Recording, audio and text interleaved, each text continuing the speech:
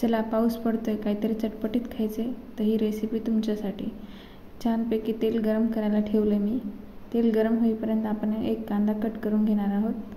कांदा बारीक आणि एकदम छोटा बारीक होईल तेवढा कट करून घ्यायचा आहे। त्यानंतर आपण एक कोथिंबीर कट करून घेणार आहोत। छान चटपटीत खायचं असेल तर ही रेसिपी नक्की बनवून बघा। त्यानंतर आम्ही ह्या तांदळाच्या पापड्या घेतल्यात, त्या आपण छान तळून घेणार आहोत। व्यवस्थित तळल्या की त्या एका बाउलमध्ये काढून घेणार आहोत। हे बघा, याप्रमाणे आपल्याला काढून घ्यायचे आहेत। त्यानंतर तुम्ही या जागी पापड किंवा इतर गव्हाची पापडी सुद्धा घेऊ शकता। हे हाताने थोडं प्रेस करायचं आहे, जास्त बारीक पण नाही करायचं आहे। त्याच्यावरती कांदा घालायचा आहे, छान कोथिंबीर घालायची आहे, थोडंसं मीठ पण घालायचं आहे। हवं तर तुम्ही चाट मसाला पण घालू शकता आणि आता थोडं लाल तिखट घालायचं आहे।